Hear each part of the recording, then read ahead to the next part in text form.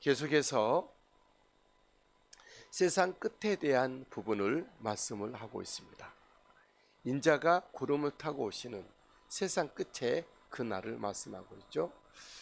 오늘이 이제 2022년 마지막 날 전날인데 거의 2020년 끝날로 봐도 무방하겠죠. 이 2022년 끝나가는 즈음에 세상 끝에 대한 말씀이 우리에게 주어지게 되니 우리의 세상 끝, 때로는 우리의 인생의 끝을 우리가 다시 한번 주님 앞에서 말씀 가지고 생각하고 또 우리가 정리하고 또 주님 앞에 바로 서는 그런 어떤 새로운 마음가짐도 우리에게 주시는 줄 믿습니다. 세상 끝의 말씀, 오늘 말씀은 두 부류로 지금 구별이 되는데, 먼저 그 당시 예수님의 제자들과 또 유대인들, 그 이스라엘 사람들에게 있는 이스라엘의 끝, 이스라엘의 멸망의 끝을 말씀하고, 또 25절 이하에는 온 세상의 끝, 좀 확대하여 온 세상의 끝을 이렇게 좀 말씀하고 있습니다. 20절에 보면 예루살렘이 군대들에게 에워싸이는 것을 보거든 그 멸망이 가까운 줄을 알라. 예루살렘의 이스라엘의 멸망을 말씀을 하고 있죠. 예루살렘이 군대들에게 에워싸이는 것을 보거든 멸망이 가까운 줄 알라. 이스라엘의 멸망은 이제 10년 후에 15년 후에 티투스 장군에 의해서 몇 번 말씀드렸죠. 로마 군에 의해서 예루살렘이 포위가 되고 마사다라고 하는 최후의 항전지, 거기서 그들은 결전하다가 마지막 그 성도 무너지게 되고 점령을 당하고 이스라엘이 무너지게 되어 있죠. 이때 굉장히 끔찍한 일을 그들에게는 당했습니다. 그들 군대가 포위되고 멸망이 가까웠을 때 그들은 끔찍한 일, 너무 처참한 일이 있는데, 얼마나 그 처참함이 심하냐 그러면 21절에 그때에 유대에 있는 자들은 산으로 도망할 것이며 성내에 있는 자들은 나갈 것이며 촌에 있는 자들은 그리로 들어가지 말지어다. 22절 이날들은 징벌의 날이다 말씀하고 있어요. 이날들은 기록된 모든 것을 이루는 징벌의 날. 기록된 모든 것, 예루살렘 멸망에 대해서 성경이 기록하고 있는데 여러 가지, 심지어는 부모가 그 자식들을 잡아먹는, 오늘은 어제는 내 아들을 먹었으니 내일은 너희 아들을 내어달라, 이런 예언들이 이루어지게 되는. 그래서 23절 그날에는 아이벤 자들과 젖먹이는 자들에게 화가 있겠다. 아이벤 자들과 젖먹이는 자들, 아이벤 자들, 쉽게 도망할 수 없고 젖먹이는 자들, 또 역시 아이들을 안고 뛰고 도망하기 너무 어렵죠. 또 그 아이를 사람들이 잡아먹는 그런 일이 벌어지게 됐던 거죠. 이는 땅에 큰 환난과 이 백성에게 진노가 있겠습니다. 이스라엘은 그렇게 비참한 일을 처참하게 멸망을 당했죠. 24절에도 그들이 칼날에 죽임을 당하며 모든 이방에 사로잡혀 가겠고 예루살렘은 이방인의 때가 차기까지 이방인들에게 짓밟히리라. 로마가 예수님이 태어나실 때도 로마의 식민지였지만 이제 예수님께서 예언하신 대로 돌 위에 돌 하나도 남지 않겠다 예언하시고, 본문에 또 예언하신 말씀대로 이제 온전히 이스라엘은 패망을 하게 되는 그런 상황이 있겠죠. 온 세상이 이처럼 예루살렘이 이스라엘이 멸망하는 것처럼 세상 끝이 오게 될 것입니다. 우리가 2022년 끝이 오는 것처럼 우리의 일생의 끝이 오고 온 우주에 온 세상 끝이 오게 될 것입니다.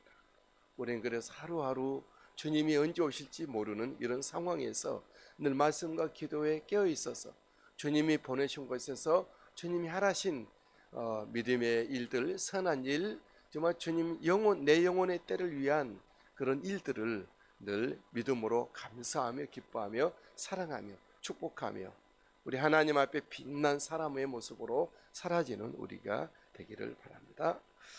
그리고 25절 이하에는 온 세상에 대한 멸망을 말씀하고 있는데, 온 세상의 멸망에 징조를 말씀하고 있어요. 25절 1월 성신에는 징조가 있겠고 1월 성신은 그 해를 말하죠. 월, 달, 성신 여러 모든 별들을 말하고 있습니다. 징조가 있겠다. 땅에서는 민족들이 바다와 파도의 성난 소리로 인하여 혼란한 중에 공고하리라. 온 세상의 우주에 어떤 징조가 일어나게 되는 것이죠. 26절에 사람들이 세상에 임할 일을 생각하고 무서워하겠다. 기절하겠다. 이는 하늘의 본능들이 흔들리게 했습니다. 이 지구상, 이 우주 전체가 뭔가 징조가 일어나겠다 하는 것이죠. 사실 지금도 굉장한 징조들이 일어나는 거 있는 것은 사실이죠. 미국의 그 눈보라, 온 미국의 큰 눈보라로 말미암아 한파로 말미암아 눈을 치울수록 시체가 나오고 있다. 그런 보도가 있겠습니다. 핵전쟁에 대한 위험이 있고 또한 남극 북극의 모든 얼음이 빙산이 녹아내리는, 그래서 인도네시아 어떤 섬나라들은 물에 잠기게 되는 그런 일이 있게 되는 것이죠. 하늘의 권능들이 흔들리는 것입니다. 그때에 최종적으로 어떤 일이 벌어지죠? 우리 예수 그리스도께서 구름을 타고 오신다. 27절 그때에 사람들이 인자가 구름을 타고 능력과 큰 영광으로 오는 것을 보리라. 이 세상의 자연재해, 이 세상 징조만 보는 것이 아니라 그 끝에, 우주의 끝에, 멸망의 끝에 우리 예수 그리스도께서 구름을 타고 오시고, 구름이라는 것은 천사를 대동하고 오신다는 말씀이죠. 큰 영광과 능력으로 오시는 것을 보리라. 그렇습니다. 우리 예수님은 다시 오십니다. 예수님 오실 때는 예수 그리스도를 믿지 않는 사람들에게는 심판에 주로 오시지만, 여러분들 예수 그리스도를 기다리고 사모하는 예수님의 정결한 신부가 되어 예수 그리스도를 기다리는, 저 천국의 거룩한 예루살렘에서 주님과 함께 아름다운 구원의 삶을 소망하며 하나님의 큰 사랑으로 하나님을 섬기고 이웃을 사랑하고 믿음으로 말씀을 지키며 살아가는 여러분들에게는 재림하여 오시는, 구름을 타고 오시는 예수님은 구원의 완성의 주로, 우리를 부르러 오시는 주님으로 오시게 된다라는 거죠. 그런 은혜가 우리에게 있는 줄 믿습니다. 28절 이런 일이 되기를 시작하거든 일어나 머리를 들라 너희 속량이 가까웠느니라 하시니라. 일어나 머리를 들라.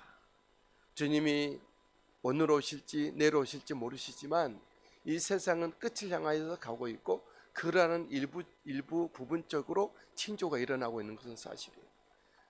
온 우주적으로 또 하늘의 모든 이 땅의 모든 그런 징조는 확실하지 않고 끝은 아닐지라도 내 인생 가운데 정말 얼마 남지 않는 인생으로 살아가고 있다는 것이죠. 2022년이 얼마 남지 않은 것처럼 저도 개인적으로 살아온 날수가 살 날보다 더 많이 산 것이죠. 살 날이 살아온 날수보다 더 적게 남은 것이죠. 좀 긴장이 돼요. 정말 예수님을 잘 믿어야 되겠다. 믿음 생활 잘해야 되겠다. 주님 앞에 깨끗하고 정결하게 살고 내가 만나지는 사람들을 하나님의 사랑으로 잘 섬겨야 되겠다. 그리고 기도가 이루어져요. 주님 어떻게 하면 내가 믿음으로 잘 살 수가 있겠습니까? 한눈 팔지 아니하고 시간 낭비하지 허송세월 버리지 아니하고 정말 주님 오심을 기다리며 내가 최선의 모습으로 살 수 있게 되기를 원합니다. 믿음 주시고 은혜 주시고 인도해 주십시오. 나는 부족하여 주님의 뜻 가운데 원하는 대로 살 수가 없으니 주님께서 하늘에서 계획하시고 부르신 대로 살아드릴 수 있도록 믿어드릴 수 있도록 충성할 수 있도록 은혜를 달라고 또 늘 기도하고 있습니다. 아마 여러분들도 더 그렇게 하신 줄 믿습니다. 어쨌든 인자가 구름을 타고 오실 것입니다. 이때는 우리 주님이 우리를 속량하는 그날이니 주님을 기다리고 오늘도 정말 주님의 신부가 되어 등불과 기름을 준비하여 믿음 생활과 성령의 충만함으로 주님 오실 그때를 준비하고 기다리는 우리 모두가 되시게 되기를 예수님의 이름으로 축복합니다. 이